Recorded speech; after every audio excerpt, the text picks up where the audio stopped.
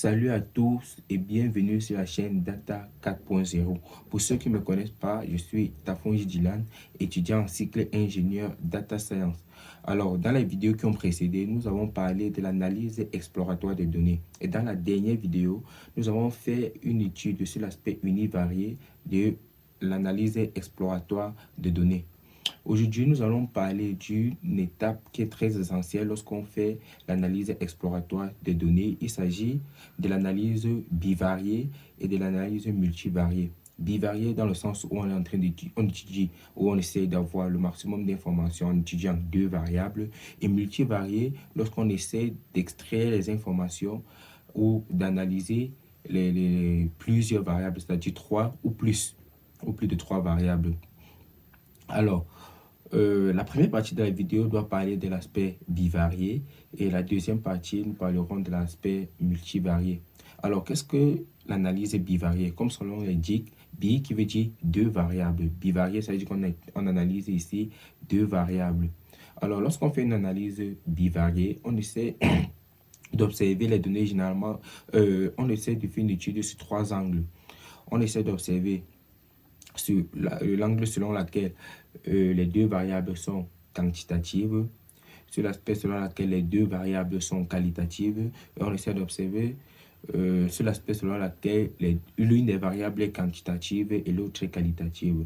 Alors nous allons commencer sur le fait que les deux variables sont quantitatives. Alors quand les deux variables sont quantitatives, qu'est-ce qu'on fait? Pour un premier temps, on essaie de faire une visualisation des données. On essaie de représenter les données généralement par un nuage de points. Et lorsqu'on fait ce nuage de points, on essaie d'observer s'il y a une sorte de relation entre les deux variables. Et pour être plus précis, on calcule généralement le coefficient de corrélation de Pearson pour observer cette corrélation linéaire entre les deux variables. Et généralement, ce coefficient de corrélation, on conclut en fonction de ce coefficient de corrélation de la linéarité ou de la non-linéarité entre les deux variables. Généralement, si le coefficient de corrélation tend vers 1, on parle d'une corrélation linéaire positive entre les deux variables, c'est-à-dire si l'autre monte, l'autre suit directement en montant. Et si l'autre descend, on dira l'autre suit directement en descendant. Et si le coefficient de corrélation est généralement autour de 0, on conclut tout simplement qu'il y a une faible corrélation ou du tout ou pas du tout entre les deux variables. Et si le coefficient de corrélation tend vers -1 ou est inférieur à 0, on conclut qu'il y a une corrélation négative entre les deux variables. C'est-à-dire, si l'autre variable part par exemple à gauche, l'autre ira à droite. Si l'autre monte, l'autre va descendre. Donc, c'est un peu ça, c'est un peu ces aspects-là qu'on regarde lorsqu'on fait une analyse bivariée, lorsque les deux variables sont quantitatives. Maintenant, lorsque les deux variables sont qualitatives, qu'est-ce qu'on fait? Lorsque les deux variables sont qualitatives, ils sont généralement représentés dans un tableau de contingence. Et la question qu'on se pose souvent, c'est celle de savoir est-ce que les deux variables sont dépendantes ou indépendantes? C'est un peu à cette question qu'on essaie de répondre lorsqu'on fait une analyse de deux variables qualitatives. Et répondre à cette question, généralement, on utilise un test statistique qui est le test de Key2. Ce test statistique nous permet de répondre justement de la dépendance ou de l'indépendance qu'il y a entre les deux variables. Et le troisième aspect qu'on regarde, ou le troisième angle lorsqu'on fait l'analyse bivariée, c'est lorsque l'une des variables est qualitative et que l'autre est quantitative. Et ce qu'on essaie d'observer généralement, c'est la distribution de la variable quantitative relativement à en fonction ou selon la variable qualitative. Par exemple, on essaie de mesurer la taille de certains individus et en regardant le genre. On essaie de regarder si la différence qu'on observe au niveau des tailles est liée au genre. Par exemple, on dit, bon, les hommes sont plus grands de taille que les femmes. Est-ce qu'on se pose par exemple souvent les questions, est-ce que cette différence de taille est réelle ou elle est due au hasard? Et pour répondre généralement à ces questions, on utilise des tests statistiques comme le t-test ou le test d'ANOVA. Donc si on essaye de récapituler, lorsqu'on fait une analyse bivariée, on regarde sur trois aspects, l'aspect où les deux variables sont quantitatives, l'aspect où les deux variables sont qualitatives et l'aspect où l'une des variables est quantitative et que l'autre variable est qualitative. Alors, maintenant, on va parler de l'analyse multivariée. Alors, L'analyse multivariée, c'est comme son nom l'indique, c'est-à-dire plusieurs variables, consiste à étudier plusieurs variables simultanément. Donc, l'objectif ici consiste à faire quoi? À comprendre la structure globale des données, de détecter les groupes d'individus qui sont similaires, d'identifier les variables qui sont importantes et de réduire la dimension du problème. Donc, ça veut dire qu'on essaie de diminuer la dimension de l'espace. Parce que ce qu'il faut comprendre, c'est que lorsqu'on fait l'analyse multivariée, c'est qu'on est en train de travailler en haute dimension. C'est-à-dire, on est en 3D ou plus. Donc, pour mieux comprendre les données, il est parfois crucial de diminuer la dimension de l'espace. Pourquoi même l'analyse multivariée est vraiment importante? Ce qu'il faut comprendre ici, c'est que dans la vie réelle, on a des phénomènes qu'on étudie et qui ne dépendent pas seulement d'une variable ou de deux variables. La majorité des phénomènes dépendent de plusieurs paramètres qui entrent en compte. Par exemple, on essaie de comprendre la dépense d'un individu en fonction, par exemple, de son revenu, de son âge, de son historique bancaire, de son expérience dans son travail et plusieurs autres variables. Par exemple, en santé, par exemple, la santé dépend, par exemple, de plusieurs facteurs. Donc, le fait que plusieurs variables entrent en exergue pousse à ce que pour mieux comprendre nos données, il est nécessaire pour nous de faire une analyse multivariée. Donc, cette analyse nous permet de comprendre les interactions complexes qu'il y a entre les variables. Les objectifs principaux lorsqu'on fait l'analyse multivariée, généralement, les objectifs principaux sont ici, par exemple, la réduction de la dimension, la classification. Donc, on essaie de classifier les individus en regardant ceux qui sont similaires entre eux. On essaie de faire une détection de structure en regardant, par exemple, les relations qu'il y a entre les variables. Et surtout, comme je l'ai dit, l'analyse multivariée se fait généralement lorsqu'on travaille en haute dimension. Et la représentation ou la visualisation de ces données est généralement un peu plus compliquée.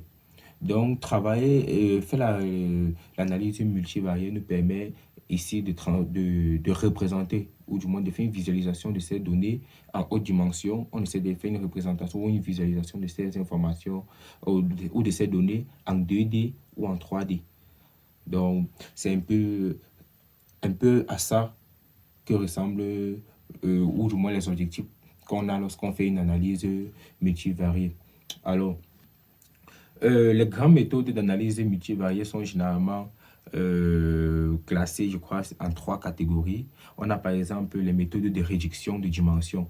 Comme méthode de réduction de dimension, nous avons l'analyse en composantes principales, où généralement on a plusieurs variables. On essaie de réduire les variables en ne conservant que des variables qui capturent le maximum d'informations, qui capturent la plus grande variabilité des données. C'est ce qu'on fait généralement en analyse en composante principale. Et ce qu'on fait aussi, ce que fait aussi l'analyse en composante principale, c'est que ça permet, lors de la visualisation, comme je l'ai dit, quand nous sommes en haute dimension, on peut faire une représentation en 2D ou en 3D. Et lors de ces représentations, ça permet aussi de regrouper les individus par similitude. Et donc, la première technique de réduction de dimensionnalité ici, on a l'ACP. La deuxième méthode, c'est l'analyse factorielle qui est utilisée ici là en statistique pour des modèles qui sont latents. Donc, on l'utilise ça souvent en psychologie, en marketing ou en sociologie. Comme deuxième méthode d'analyse multivariée, nous avons les méthodes de classification, comme par exemple la classification ascendante hiérarchique, où les individus ici sont des groupes et on fusionne les groupes pour avoir les plus proches. Donc on fusionne tous ces groupes et on essaie d'observer les plus proches. Généralement, quand on fait ça, le résultat qu'on obtient, c'est souvent des dendrogrammes. On obtient souvent des dendrogrammes.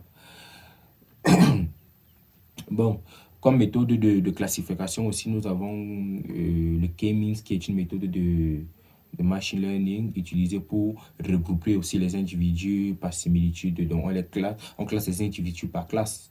On distingue souvent les données en 4 groupes et on essaie d'assigner chaque individu à chaque groupe. Donc, c'est aussi une méthode de méthode utilisée lorsqu'on fait l'analyse multivariée pour observer la similitude entre les individus. On a aussi une méthode d'analyse des relations entre les variables qualitatives, comme par exemple l'analyse des correspondances. Cette analyse des correspondances qui nous permet de regarder la dépendance qu'il y a entre deux variables. Bon, on a aussi l'analyse des correspondances multiples. L'analyse des correspondances multiples permet de regarder la dépendance ou l'indépendance qu'il y a entre une, deux ou plusieurs variables. Donc, ça fait partie des méthodes, des méthodes utilisées lorsqu'on fait de l'analyse multivariée. Donc, dans le pipeline, ce qu'il faut comprendre, c'est que généralement, lorsqu'on fait une EDA, la première chose à faire, généralement, c'est de comprendre le problème qu'on a. C'est-à-dire que quand on pose suffisamment le problème, comme par exemple pour le cas que nous avons travaillé dans la dernière vidéo, le cas de LinkedIn Club, où l'objectif général de l'analyse est de savoir si un nouveau client qui vient demander le crédit, par exemple, doit faire défaut ou pas, c'est-à-dire s'il doit rembourser son crédit ou pas. C'est ça qui est l'objectif de l'analyse. En fait, ce qu'on fait d'abord, c'est quoi? C'est qu'on essaie de préparer les données en faisant, par exemple, le nettoyage. Ce qui a été fait dans cette vidéo, on a fait un nettoyage de données. On a géré les valeurs manquantes. On a fait un début de gestion. Je dis bien un début de gestion des valeurs aberrantes, donc on n'a pas fini.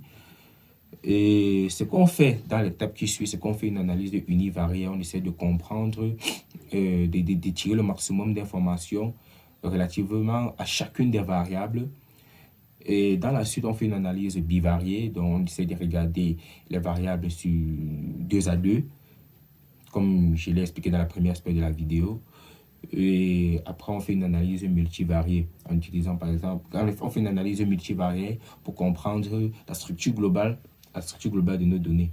Donc, ce qu'on va faire dans la suite, donc, pour la prochaine vidéo, ou du moins pour le prochain travail qu'on va effectuer, c'est qu'on va revenir sur notre dataset de LinkedIn Club.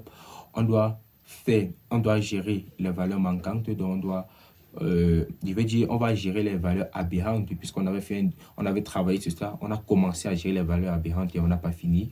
On doit gérer les valeurs aberrantes. On doit également faire l'analyse bivariée, faire l'analyse multivariée également. Donc, dans la prochaine vidéo, on va faire la gestion des valeurs manquantes sur le dataset de LinkedIn Club, la gestion des valeurs aberrantes. On va faire l'analyse bivariée en utilisant tous les aspects et toutes les méthodes qui ont été mentionnées dans cette vidéo. On doit aussi également faire l'analyse multivariée.